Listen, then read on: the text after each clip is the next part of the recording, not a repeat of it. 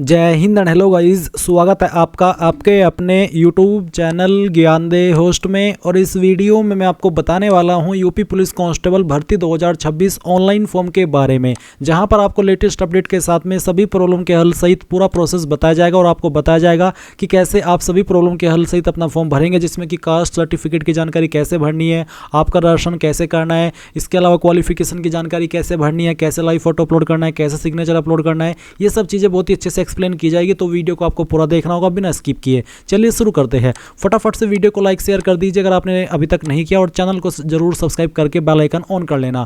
इसके बाद जो लिंक वीडियो के डिस्क्रिप्शन में दिया हुआ है आप ओपन करेंगे, आपको जानने को मिलेगा कि ये भर्ती कितनी पोस्ट पर निकाली हुई है। 12वीं पास कैंडिडेट अप्लाई कर सकते हैं, ऑल इंडिया से आप अप्लाई कर पाएंगे। फीस इसमें जनरल ओबीसी डब्ल्यूएस के लिए 500 है, एससी के लिए 400 है, और फॉर्म आप लोग 30 जनवरी 2026 तक भर पाएंगे। फिर आपका एग्जाम पैटर्न आपको यहाँ पर देखने को मिलेगा।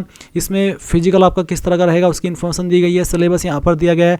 ये सब इन्फॉर्मेशन चेक करने के बाद अगर आप इसमें एलिजिबल हैं तो गाइज 30 जनवरी 2026 तक आपके पास समय फॉर्म भरने का। तो इंपॉर्टेंट लिंक के सेक्शन में आइए और अप्लाई ऑनलाइन लिंक ओपन कीजिए। आपके सामने यहाँ पर ये वाली वेबसाइट आ जाएगी। गाइज ये यूपी पुलिस ने रिसेंटली पोर्टल लॉन्च किया था। इसके ऊपर आप वन टाइम रजिस्ट्रेशन कर लेते हैं तो उसके बाद में जितने भी फॉर्म आपको भरने होते हैं आप बार बार रजिस्ट्रेशन नहीं करते, डायरेक्टली लॉगिन करके अपना फॉर्म भर लेते हैं। तो अगर आपका पहले से इस वेबसाइट के ऊपर अकाउंट बना हुआ है तो आप लॉगिन विद अकाउंट इसके ऊपर क्लिक करेंगे। इसमें आप आपका रजिस्टर्ड नंबर या ईमेल एड्रेस डालेंगे, अपना पासवर्ड डालेंगे जो आपने उस वक्त बनाया था, और लॉगिन कर लेंगे। अगर इसमें आपको कोई इशू आ रहा है तो आप फॉरगॉट पासवर्ड के ऊपर क्लिक करके आपका पासवर्ड रिसेट भी कर सकते हैं। इसके लिए आपको आपका रजिस्टर्ड नंबर या ईमेल एड्रेस डालना है, डेट ऑफ बर्थ सेलेक्ट करनी है जो आपने फॉर्म भरते समय भरी थी, और फिर प्रोसीड के ऊपर क्लिक करेंगे। देन आपको मैसेज और ईमेल के माध्यम से एक न्यू पासवर्ड सेंड किया जाएगा, जिसका इस्तेमाल करके आप इसमें लॉगिन हो जाएंगे। इसमें गाइज आपके पास और भी माध्यम है लॉगिन होने के, जो कि है लॉगिन विद आधार आईडी। अगर आप ये सिलेक्ट करते तो इसमें आपको वो नंबर डालना है जो कि आधार कार्ड के साथ में लिंक है, और फिर जनरेट आधार ओटीपी के ऊपर क्लिक करना है। आपके नंबर पर ओटीपी जाएगा जो कि आप यहाँ पर डाल करके लॉगिन करेंगे तो आप लॉगिन हो जाएंगे।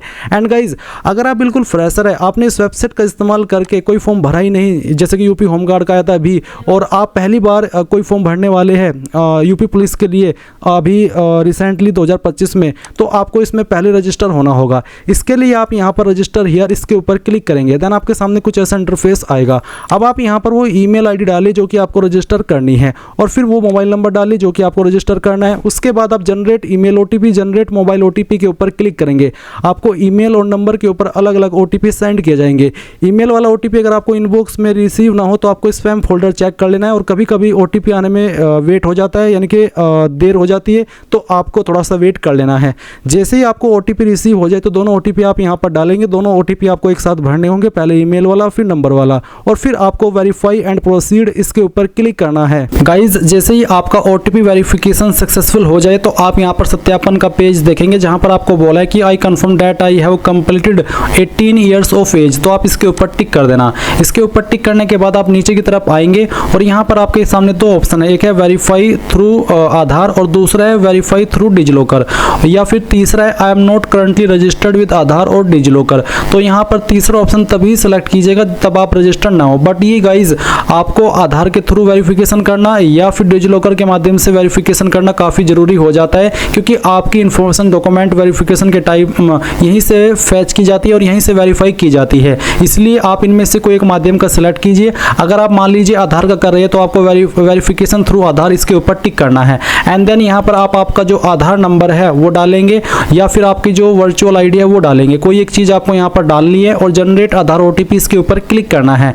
देन गाइज जो नंबर आपका आधार कार्ड के साथ में लिंक है उसके ऊपर एक ओटीपी जाएगा जो कि आप यहाँ पर डालेंगे, और वेरीफाई एंड प्रोसीड इसके ऊपर क्लिक करेंगे। अब आप यहाँ पर देखेंगे आधार सत्यापन हो चुका है। तो आपने यहाँ पर आधार सत्यापन अगर किया है आधार के माध्यम से तो आपकी इन्फॉर्मेशन इस तरह से आ जाएगी, जिसमें कि आपका जो आधार कार्ड के अकॉर्डिंग नाम है वो देखने को मिलेगा, आपकी डेट ऑफ बर्थ और आपका जेंडर। इसके अलावा आप यहाँ पर कुछ अन्य जानकारी भरेंगे। अब मैं यहाँ पर थोड़ी सी बात उन कैंडिडेट के लिए भी कर लेता हूँ जो कि आधार के साथ में सत्यापन न करके डिजिलॉकर के माध्यम से सत्यापन कर रहे हैं, तो उनके सामने किस तरह का इंटरफेस आएगा। इसके लिए गाइज मैं यहाँ पर जो यूपी पुलिस ने डेमो वीडियो डाली है आपके ओटीआर रजिस्ट्रेशन की, उसका इस्तेमाल कर रहा हूँ, और वो इसलिए क्योंकि मैं बार बार सेम इन्फॉर्मेशन का इस्तेमाल करके जो रजिस्ट्रेशन है ओटीआर है वो नहीं कर सकता, इसलिए मैं इस वीडियो से आपको एक्सप्लेन कर रहा हूँ। तो जैसे ही आपका ओटीपी वेरिफिकेशन होता है उसके बाद आपके सामने 3 विकल्प आते हैं, जिसमें से अभी मैंने आपको अगर आप आधार के माध्यम से वेरिफिकेशन कर रहे हैं उसका इस्तेमाल करके दिखाया कि कैसे आपको करना है। बट गाइज अगर आप इन दोनों में से, आधार में से, डिजिलॉकर में से किसी का भी इस्तेमाल नहीं करते तो आप तीसरे जो लाइन है ब्लू वाली, इसके ऊपर क्लिक करते हैं और इसके ऊपर क्लिक करने के बाद आपको यहाँ पर इस तरह का इंटरफेस देखने को मिलता है, जहाँ पर आपको वेरिफिकेशन करना होता है या तो पैन के माध्यम से या फिर ड्राइविंग लाइसेंस के माध्यम से या फिर पासपोर्ट के माध्यम से। तो कोई एक आईडी इनमें से आपके पास होनी ही चाहिए, अगर आप ना तो डिजिलॉकर के माध्यम से सत्यापन कर रहे हैं और ना ही आधार के माध्यम से। तो जो भी आप यहाँ पर आईडी सेलेक्ट कर रहे हैं उसके बाद में आप उस डिटेल्स को भरेंगे, यानी कि उसका नंबर डालेंगे और अपना सत्यापन कर देंगे। और गाइज अगर आप यहाँ पर डिजिलॉकर के माध्यम से सत्यापन कर रहे हैं तो आपको ये जो ग्रीन लाइन है इसके ऊपर क्लिक करना होगा। इसके ऊपर क्लिक करने के बाद आपको यहाँ पर आपका आधार नंबर डालना है और आधार नंबर डालने के बाद आप ये कैप्चा कोड फिल करेंगे। कैप्चा कोड फिल करने के बाद आप नेक्स्ट के ऊपर क्लिक करेंगे। नेक्स्ट के ऊपर क्लिक करने के बाद में आप यहाँ पर देखेंगे आपको बोला है कि एक OTP, तो बेसिकली आपको यहाँ पर OTP सेंड किया गया है। तो आप यहाँ पर आपका वो जो OTP मिला है आपके नंबर के ऊपर वो OTP डालिएगा जो कि आपका आधार कार्ड के साथ में लिंक है और फिर कंटिन्यू कर दीजिएगा। फिर आप यहाँ पर एक 6 डिजिट का सिक्योरिटी पिन क्रिएट करेंगे अपनी चॉइस का, जिसका एग्जाम्पल आपको आपके डिस्प्ले के ऊपर देखने को मिल जाएगा। तो आप यहाँ पर जैसे ही पिन क्रिएट कर ले और कंटिन्यू करें तो फिर आप यहाँ पर देखेंगे कि जो आपका डिजिलॉकर अकाउंट है वो बन चुका है और आप यहाँ पर देखेंगे आपकी सभी इन्फॉर्मेशन आ चुकी है। तो आप जिस इन्फॉर्मेशन का एक्सेस देना चाहते हो यूपी पुलिस को उसको आप टिक कर देंगे। जैसे कि जो आपके डिटेल्स डिजिलॉकर अकाउंट के ऊपर अवेलेबल है वो आपको यहाँ पर देखने को मिलेगी। तो आपको क्या करना है, आप यहाँ पर देखेंगे नीचे की तरफ आएंगे और नीचे की तरफ आकर के आप इन सभी को सिलेक्ट कर देंगे, यानी कि जिस डिटेल को आप देना चाहते हैं उसके ऊपर टिक कर देना और फिर अलाउ कर देना। अलाउ करने के बाद में आपका यहाँ पर डिजिलॉकर के माध्यम से सत्यापन हो जाएगा। तो गाइज मैंने आपको तीनों तरीके से बता दिया कि कैसे आपको आपका सत्यापन करना है डिटेल्स का। अब मैं यहाँ पर अगेन अपनी इन्फॉर्मेशन से आपको सत्यापन करके बाकी की इन्फॉर्मेशन फिल करके दिखाने वाला हूँ। तो आपको नेशनलिटी के अंदर आना है और यहाँ पर सिटीजन ऑफ इंडिया सेलेक्ट कर लेना है। इसके बाद में आप यहाँ पर देखेंगे मैट्रिकुलेशन हाई स्कूल प्रमाण पत्र में पूरा नाम, आपका जो 10th का सर्टिफिकेट है उसके अंदर पूरा नाम क्या है वो पूरा नाम आपको यहाँ पर एंटर करना है। वही नाम डालिएगा जो आपका 10th के सर्टिफिकेट के अंदर हो। अगर 10th के सर्टिफिकेट के अंदर अलग नाम है तो आप अलग नाम यहाँ पर भरिएगा। फिर जो आपका डेट ऑफ बर्थ है वो जो भी है डेट ऑफ बर्थ आपके 10th के सर्टिफिकेट के अंदर वो डेट ऑफ बर्थ आपको यहाँ पर एंटर कर देना है। तो इस तरह से आपको यहाँ पर एंटर करना होगा। एंड देन आप यहाँ पर देखेंगे जेंडर, तो आपको आपका जेंडर सेलेक्ट कर लेना है। फिर यहाँ पर जो भी आपका फादर नेम है वो आप एंटर करेंगे। फादर नेम को दोबारा डाल करके वेरीफाई कर देंगे। फिर आपको प्रोसीड के ऊपर क्लिक करना है। इसके बाद आपके सामने यहाँ पर कुछ ऐसा इंटरफेस आएगा जहाँ पर आपको पासवर्ड क्रिएट करने को बोला है। और गाइज मैं आपको बता दूं, अगर आपकी डिटेल्स आधार के साथ में मैच नहीं हो रही है और आपको उसको मैच करानी है तो अभी के लिए आप यहाँ पर आई एग्री कर दीजिए कि मुझे पता है कि मेरी डिटेल आधार के साथ में मैच नहीं हो रही है, क्योंकि मेरी आधार कार्ड के साथ में नाम DOB अलग है और मेरे 10th के सर्टिफिकेट में डिटेल्स अलग है। तो आप आगे उसके बावजूद भी बढ़ सकते हैं। बाद में चाहे तो आप आपकी डिटेल्स 10th के सर्टिफिकेट के अकॉर्डिंग करा लीजिएगा। तो आप यहाँ पर आपका पासवर्ड क्रिएट करेंगे। पासवर्ड आपका कैसा है उसका एक डेमो आप यहाँ पर देख लीजिए। पासवर्ड के अंदर इंग्लिश का कैपिटल लेटर, स्मॉल लेटर, कोई एक स्पेशल कैरेक्टर और साथ ही डिजिट, कुछ इस तरह का पासवर्ड आपको बनाना है जिसमें कि जैसे कि मैंने बताया कि छोटा अक्षर भी होना चाहिए, बड़ा अक्षर भी होना चाहिए, डिजिट भी होना चाहिए और कोई स्पेशल कैरेक्टर भी होना चाहिए। पासवर्ड की लेंथ आपकी 8 से 16 कैरेक्टर के बीच में होनी चाहिए। तो जो भी पासवर्ड आपने यहाँ पर बनाया दिए गए इंस्ट्रक्शंस के अकॉर्डिंग वो यहाँ पर डालने के बाद कंफर्म पासवर्ड में दोबारा डालेंगे और फिर आई एम नॉट रोबोट के ऊपर क्लिक करके preview and create an account इसके ऊपर क्लिक करेंगे। अब गाइज जो भी आपने इन्फॉर्मेशन अभी भरी है वो सभी इन्फॉर्मेशन आपके सामने है। आप इन सभी जानकारी को डबल चेक कर ले, क्योंकि बाद में आपको एडिट का मौका नहीं मिलेगा ये, क्योंकि ये वो इन्फॉर्मेशन है जो कि आप रजिस्ट्रेशन के समय भरते हैं। तो अब आप यहाँ पर टिक कीजिए और फिर क्रिएट एन अकाउंट इसके ऊपर क्लिक कीजिए। अब आपको यहाँ पर प्रोसीड कर देना है। प्रोसीड करने के बाद देखेंगे यूजर क्रिएटेड सक्सेसफुली। अब आप यहाँ से ओके करेंगे और ओके करने के बाद में आपको यहाँ पर लॉगिन होना है। लॉगिन आप 3 तरीके से हो सकते हैं। एक है लॉगिन विद अकाउंट, दूसरा है लॉगिन विद आधार ID और तीसरा है लॉगिन विद डिजिलॉकर। तो जिस भी माध्यम से आपको लॉगिन होना है वही आप सिलेक्ट कर लीजिए। मैंने यहाँ पर लॉगिन विद अकाउंट का ऑप्शन सिलेक्ट किया है तो मेरे सामने वाला इंटरफेस आया है। आप भी आपकी चॉइस के अकॉर्डिंग जो माध्यम चाहिए वो सिलेक्ट कर सकते हैं लॉगिन होने के लिए। तो अगर आप यही वाला माध्यम सिलेक्ट कर रहे हैं तो आपको आपका रजिस्टर्ड नंबर या ईमेल एड्रेस डालना है और फिर जो पासवर्ड आपने अपनी मर्जी से भी बनाया क्रिएट अकाउंट करते समय वो पासवर्ड आप डालेंगे। फिर आप आप आई एम नॉट रोबोट के ऊपर क्लिक करेंगे और लॉगिन के ऊपर क्लिक करेंगे। इसके बाद गाइज आप सिलेक्ट करेंगे कि आप किसके ऊपर ओटीपी चाहते हैं लॉगिन होने के लिए, ईमेल या फिर नंबर। तो मैंने यहाँ पर नंबर सेलेक्ट किया, उसके बाद में उसी के ऊपर आपको ओटीपी सेंड किया जाएगा। वो ओटीपी आप यहाँ पर डालिए और लॉगिन के ऊपर क्लिक कीजिए। अब गाइज आपके सामने कुछ ऐसा इंटरफेस आ जाएगा। यहाँ पर आ जाने के बाद में आपको ऑनलाइन एप्लीकेशन के सेक्शन पर क्लिक करना है। इस सेक्शन के ऊपर क्लिक करने के बाद आपको देखने को मिलेगा direct recruitment 2025 for the post of constable civil police.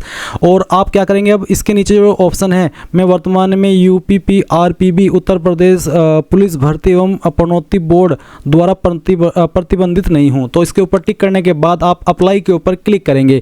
इसके ऊपर क्लिक करने के बाद जो इन्फॉर्मेशन आपने ओटीआर करते समय भरी थी वो आप यहाँ पर देखेंगे। फिर आएगा मदर्स नेम। मदर्स नेम के अंदर जो भी आपकी माता जी का नाम है वो आपको 10th के सर्टिफिकेट के अकॉर्डिंग फिल कर देना है। इसके बाद में यहाँ पर आता है गाइज मैरिटल स्टेटस। तो आपको सेलेक्ट करना है आपका स्टेटस क्या है, अनमैरिड, मैरिड, डाइवोर्स्ड, विडोड या विडोवर, जो भी है वो आप सेलेक्ट कर लेना। उसके बाद पूछा है कि क्या आप उत्तर प्रदेश के मूल निवासी है। अगर आप है तो यस करेंगे, नहीं है तो आप यहाँ पर नो करेंगे। और आप इसमें फॉर्म तो भर सकते हैं बट आपको इसमें जनरल कैटेगरी के अंदर कंसिडर किया जाएगा, भले ही आपकी कैटेगरी आपकी स्टेट के अंदर कोई भी क्यों ना हो। आप यहाँ पर अनरिजर्व्ड यानी कि जनरल कैटेगरी में काउंट किए जाएंगे। बट अगर आप यूपी से है तो आप इसमें यस करेंगे। यस करने पर आपको यहाँ पर निवास प्रमाण पत्र की जानकारी देनी है। गाइज जो निवास प्रमाण पत्र है वो आपका 1 अप्रैल 2025 के बाद का बना होना चाहिए, क्योंकि जनरली जो यूपी पुलिस के अंदर फॉर्म भरे जाते हैं उसमें जो इस तरह से डॉक्यूमेंट्स ले जाते हैं वो 1 अप्रैल 2025 के बाद के लिए जाते हैं। वो बेसिकली 1 अप्रैल का एक टाइम लिमिट रखी जाती है। और अगर आपका 6 महीने से पुराना है तो आप इसमें इशू करेंगे। बट फिर भी मैं आपको बता रहा हूँ कि आपका जो सर्टिफिकेट है वो 1 अप्रैल 2025 के बाद का बना होना चाहिए। अगर उससे भी ज़्यादा पुराना है तो आप उसको बनवा लीजिएगा। तो यहाँ पर देखेंगे आपको पूछा डोमिसाइल सर्टिफिकेट इश्यूइंग डिस्ट्रिक्ट, किस डिस्ट्रिक्ट के द्वारा आपका जो डोमिसाइल है वो जारी हुआ है वो आपको यहाँ पर सिलेक्ट कर लेनी है। फिर पूछा है कि मूल निवास डोमिसाइल प्रमाण पत्र जारी करने वाला उत्तर प्रदेश राज्य का प्राधिकारी, किस पोस्ट के अधिकारी ने इसको जारी किया है। मैं आपको यहाँ पर दिखाता हूँ। अभी जो आप वीडियो में देख सकते हैं ये सामान्य निवास प्रमाण पत्र है जो कि उत्तर प्रदेश शासन के द्वारा जारी हुआ है। इसमें यहाँ पर लिखा है सक्षम अधिकारी उप जिलाधिकारी, यानी कि इसको जारी किया है उप जिलाधिकारी ने। आपको आपका सर्टिफिकेट देखना है, उसमें सक्षम अधिकारी के बाद में जो लिखा है वही आपको यहाँ पर सेलेक्ट करना होगा। तो इसमें उप जिलाधिकारी लिखा है तो आपको उप जिलाधिकारी, अगर आपको समझ में नहीं आ रहा है या फिर जो भी पोस्ट आपकी लिखी है निवास प्रमाण पत्र पर वो हिंदी में लिखी है तो आपको इसको कन्वर्ट कर लेना इंग्लिश के अंदर। जैसे कि मैं यहाँ पर उप जिलाधिकारी इन इंग्लिश, तो ये जो उप जिलाधिकारी है इसको जनरली एसडीएम भी बोलते हैं और एडीएम भी बोलते हैं। अब मैं यहाँ पर आता हूँ और इसमें एसडीएम का ऑप्शन है और एडीएम का भी ऑप्शन है। तो आप चाहे एडीएम सेलेक्ट कर लीजिए अगर उप जिलाधिकारी लिखा है, या फिर एसडीएम सेलेक्ट कर लीजिए, दोनों में कोई इशू नहीं आएगा। फिर पूछे मूल निवास डोमिसाइल प्रमाण पत्र जारी करने की तिथि, यानी कि किस डेट में सर्टिफिकेट जारी हुआ है। तो ये जारी हुआ है, यहाँ पर जारी दिनांक के सामने एक डेट आपको मिलेगी, वो डेट आप यहाँ पर सिलेक्ट कर लेंगे इस तरह से कैलेंडर के ऊपर क्लिक करके, जैसे कि मैं आपको दिखा रहा हूं। फिर आप यहां पर देखेंगे मूल निवास डोमिसाइल प्रमाण पत्र आवेदन संख्या। तो आवेदन संख्या क्या है आपको यहां पर देखने को मिलेगा आवेदन क्रमांक। तो जो आवेदन क्रमांक के सामने नंबर लिखे हैं वो नंबर आपको यहां पर फिल कर देने हैं। उसके बाद में है डोमिसाइल प्रमाण पत्र क्रम संख्या। तो जो क्रम संख्या है वो आपको मिलेगी नीचे प्रमाण पत्र क्रम के बाद में, जो नीचे आपको यहां पर देखने को मिल रही है, ये आपको यहां पर टाइप कर देनी है। इसके बाद में आप नीचे की तरफ आएंगे और जो आपकी कास्ट कैटेगरी है वो सिलेक्ट करेंगे। अनरिजर्व्ड है तो कोई अतिरिक्त ऑप्शन नहीं आएगा, बट अगर आपकी कैटेगरी ईडब्ल्यूएस है, ओबीसी है या एससी/एसटी है तो आपके सामने इस तरह से अतिरिक्त ऑप्शन आएंगे जहां पर आपको सेम वे में बताना है कि कौन सी डिस्ट्रिक्ट के द्वारा आपका जो कास्ट सर्टिफिकेट है वो जारी हुआ है। फिर गाइज कौन सी पोस्ट के अधिकारी ने इसको जारी किया है। अभी जो आप वीडियो में देख सकते हैं कि जाति प्रमाण पत्र है जो कि उत्तर प्रदेश शासन के द्वारा जारी हुआ है। इसमें यहाँ पर आप देखेंगे सक्षम अधिकारी के बाद में लिखा है तहसीलदार, यानी कि इसको तहसीलदार ने जारी किया है। तो आपको आपका सर्टिफिकेट देखना है कास्ट का, उसमें यहाँ पर सक्षम अधिकारी के बाद में जो कुछ भी लिखा है उसी पोस्ट को आपको यहाँ पर सिलेक्ट कर लेना है। तो चलिए मैं तहसीलदार सेलेक्ट कर लेता हूँ। फिर किस डेट में जारी हुआ है वो डेट आप यहाँ पर सिलेक्ट कर लेंगे। उसके बाद में यहाँ पर आपको कैटेगरी सर्टिफिकेट एप्लीकेशन नंबर मतलब आवेदन क्रमांक, आप यहाँ पर जो आवेदन क्रमांक के सामने लिखा है नंबर वो नंबर फिल करेंगे। और फिर कैटेगरी सीरियल नंबर के अंदर आपको यहाँ पर जो आपका प्रमाण पत्र क्रमांक है वो आपको फिल कर देना है। उसके बाद में आप नीचे देखेंगे आपके एड्रेस की इन्फॉर्मेशन। तो एक तरफ है प्रेजेंट एड्रेस और दूसरी तरफ है आपका परमानेंट एड्रेस। तो जो भी प्रेजेंट एड्रेस है वो आप यहाँ पर सेलेक्ट करेंगे, पहले आपकी स्टेट, फिर आपकी डिस्ट्रिक्ट और उसके बाद में जो आपका एड्रेस है कंप्लीट एड्रेस आप यहाँ पर फिल कर देंगे। देन गाइज आप यहाँ पर देखेंगे पुलिस स्टेशन, तो जो आपका नज़दीकी पुलिस स्टेशन है वो आप लिखेंगे और आपका जो पिन कोड है वो भी आपको यहाँ पर डाल देना है। इसके बाद पूछेगी कि आपका प्रेजेंट एड्रेस और परमानेंट एड्रेस सेम है, अगर सेम है तो आप इस बॉक्स को टिक कर देना, अगर अलग है तो अनटिक करके अलग से परमानेंट एड्रेस फिल कर देना। फिर यहाँ पर जो आपकी होम स्टेट है वो अगेन आप सेलेक्ट करेंगे और जो आपकी होम डिस्ट्रिक्ट है वो भी आप सेलेक्ट कर लेंगे। फिर आप यहाँ पर सेव करेंगे और नेक्स्ट के ऊपर क्लिक कर देंगे। इसके बाद आपके सामने यहाँ पर कुछ सवाल आएंगे, इनमें आपको आंसर करना है, जैसे कि क्या आप स्वतंत्रता संग्राम सेनानी के आश्रित है, अगर है तो यस, नहीं तो आप नो कर देंगे। क्या आप भूतपूर्व सैनिक है, अगर है तो यस, नहीं तो यहाँ पर भी आपको नो कर देना है। फिर पूछे क्या आप उत्तर प्रदेश के राजकीय कर्मचारी है और आपके पास अपेक्षित प्रमाण पत्र है, अगर है तो यस, नहीं तो यहाँ पर आप नो करेंगे। फिर क्या आपने कम से कम 3 साल के लिए होमगार्ड के रूप में सेवा की है, अगर आपने की है तो यस कर देना और आप यहाँ से ओके कर देना, और अगर नहीं की है तो आप यहाँ पर नो कर देना। उसके बाद आप सेव करेंगे और सेव करने के बाद आप नेक्स्ट के ऊपर क्लिक कर देंगे। फिर गाइज आपको यहाँ पर अपनी जो क्वालिफिकेशन की जानकारी है वो भरनी है, तो इसमें मेरी 10वीं की इन्फॉर्मेशन पहले से ऐड है। अगर आपकी पहले बार आप OTR कर रहे हैं तो आपको 10वीं की इन्फॉर्मेशन भरनी होगी, कैसे भरनी है वो जान लीजिए। पहले आप बोर्ड नेम सेलेक्ट कर लेंगे, इस तरह से आपका जो भी बोर्ड है वो सेलेक्ट कर लेना। फिर किस साल के अंदर आपने पास की थी, किस डेट में की थी, ये डेट आपको सेलेक्ट करनी है, ये आपको आपकी जो 10th का सर्टिफिकेट है उसके ऊपर देखने को मिल जाएगी। फिर 10वीं का रोल नंबर और 10वीं का जो सर्टिफिकेट सीरियल नंबर है वो भी आप डाल देंगे और इसको ऐड कर देंगे। देन यहाँ पर आपको 12वीं की इन्फॉर्मेशन देनी है। आप इसमें सेम वे में जो आपका 12वीं का बोर्ड है वो आपको सेलेक्ट कर लेना है। जो भी आपका बोर्ड है आपको यहाँ पर लिस्ट में आना है और अपना बोर्ड सेलेक्ट कर लेना है।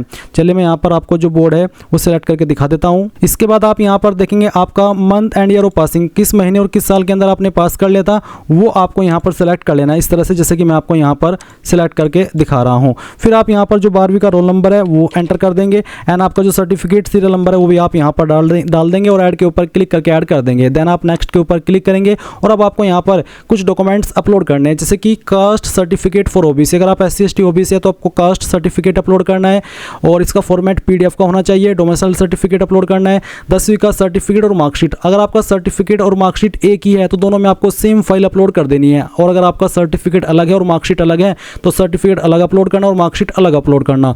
सेम वे में आप 12वीं का मार्कशीट अपलोड करेंगे और सर्टिफिकेट अपलोड करेंगे। अगर एक ही है मार्कशीट और सर्टिफिकेट तो दोनों में आप सेम फाइल अपलोड कर देंगे। अब अगर ये फाइल आपकी इमेज में है तो आप इसको PDF में कैसे बनाएंगे वो जान लीजिए। आप गूगल के अंदर आना, सर्च करना इमेज टू PDF, पहले वाली वेबसाइट ओपन कर लेना, सिलेक्ट JPG इमेज के ऊपर क्लिक करना और जो आपका डोमिसाइल सर्टिफिकेट है या फिर जो भी सर्टिफिकेट आप इमेज से PDF में बनाना चाहते हैं वो सिलेक्ट करेंगे, इसको ओपन करेंगे, इस तरह से फाइल आएगी। कन्वर्ट टू PDF के ऊपर क्लिक करेंगे और सिंगल क्लिक के अंदर जैसे ही आप यहाँ पर डाउनलोड PDF के ऊपर क्लिक करते हैं तो ये फाइल आपकी डाउनलोड होकर के आपके मोबाइल के अंदर या फिर आपके सिस्टम के अंदर आ जाएगी और फिर आप इसको यहाँ पर अपलोड कर देंगे। कैसे? आप इसमें अपलोड के सेक्शन पर क्लिक करेंगे, ब्राउज के ऊपर क्लिक करेंगे और जहाँ पर भी आपका सर्टिफिकेट है जो भी आपने बनाया है इमेज से PDF में उसको सेलेक्ट करेंगे, सेव के ऊपर क्लिक करेंगे और यहाँ से ओके कर देंगे। आपकी फाइल इस तरह से अपलोड हो जाएगी। आप व्यू के ऊपर क्लिक करके इसको व्यू भी कर सकते हैं। तो आप बाकी के जो डॉक्यूमेंट है वो भी सेम वे में अपलोड कर दीजिए जैसे कि मैंने अभी आपको बताया है। सभी फाइल अपलोड हो जाने के बाद में आप नीचे की तरफ आएंगे और आपका लाइव फोटो अपलोड करेंगे। पहले आप सैंपल ऑफ फ्यू रिजेक्टेबल फोटोज, यानी कि कौन से फोटो किस तरह के फोटो रिजेक्ट किए जाएंगे वो आप देख लीजिए।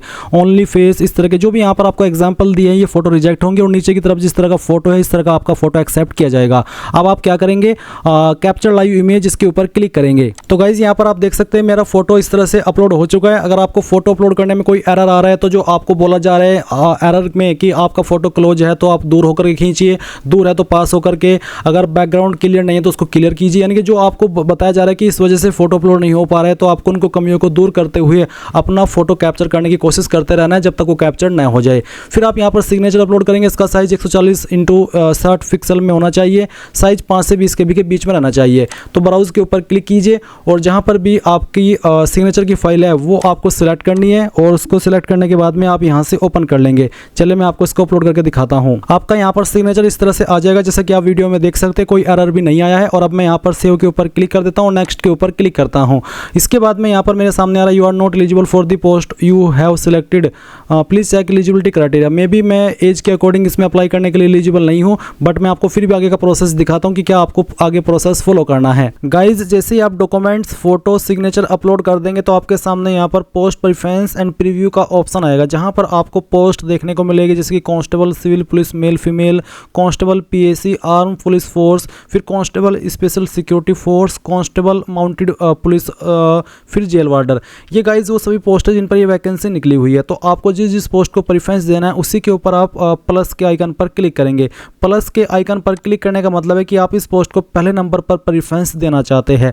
सभी पर अप्लाई करने के लिए जो क्वालिफिकेशन चाहिए वो 12वीं ही चाहिए। और गाइज अगर आप कंफ्यूज है कि यार मैं कौन सी पोस्ट को प्रेफरेंस दूँ और कौन सी को ना दूँ, तो ये आपकी फुल्ली चॉइस है। मैं तो ये कहूँगा कि अगर आप इसमें अप्लाई कर ही रहे तो सभी को प्रेफरेंस दे दीजिए, क्योंकि गाइज किसी ना किसी में आपका मे भी सिलेक्शन हो ही जाए और किसी में मेरिट ज़्यादा जाएगी, किसी में कम जाएगी। तो ऐसे में जितनी ज़्यादा पोस्ट को आप प्रेफरेंस देंगे उतने ज़्यादा आपके चांसेस रहेंगे इसमें सेलेक्ट होने के। अब आप यहाँ पर टिक कर देंगे और टिक करने पर आपको यहाँ पर ये भी बोला गया है कि मैं जिन पदों के लिए आवेदन करने में रुचि रखता हूं उसके लिए मैंने अपने पद वरीयता क्रम की जांच कर ली है, यानी कि जो एलिजिबिलिटी है वो मैंने कर ली और वो मेरे पास है। उसके बाद आप देखेंगे कंप्यूटर में ओ लेवल प्रमाण पत्र, क्या आपने DO1 या NIALIT सोसाइटी में कंप्यूटर में ओ लेवल प्रमाण पत्र प्राप्त किया? अगर किया है तो आप इसमें यस करेंगे, नहीं किया है तो आप नो करेंगे। फिर एक और सवाल है कि क्या आपने प्रादेशिक सेना में न्यूनतम 2 वर्ष की सेवा की है? अगर की है तो आप इसमें यस कर देंगे, नहीं किया तो आप नो कर देंगे। ये क्वालिफिकेशन कंपलसरी नहीं है तो अच्छी बात है, नहीं है तो कोई भी इस वाली बात नहीं है।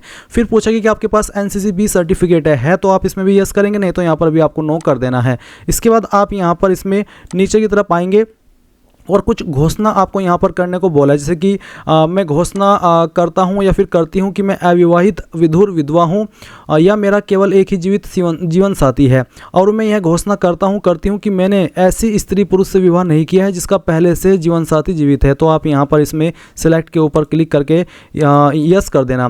फिर आप बाकी वाले जो ऑप्शन है उनमें भी आप यस नो यस कर देंगे सभी में। और फिर उसके बाद आपके सामने आपके फॉर्म का प्रीव्यू आएगा, आप यहाँ पर टिक करेंगे लास्ट में और सबमिट कर देंगे। सबमिट करने के बाद में आपको पेमेंट के पेज पर ट्रांसफर किया जाएगा। आप SBI पे विद SBI ई-पे इसके ऊपर क्लिक करेंगे और गाइज आपको यहाँ पर पेमेंट करने के सभी विकल्प मिल जाएंगे। जैसे ही आप फीस जमा कर देंगे तो आपका फॉर्म फाइनल सबमिट माना जाएगा। इस तरह से गाइज आप लोग UP police constable online form 2025-2026 भर पाएंगे। आई होप ये प्रोसेस आपको पसंद आया होगा। अगर अभी भी कोई सवाल डाउट रह गया हो तो कमेंट के माध्यम से पूछ लेना। Thanks for watching. जय हिंद।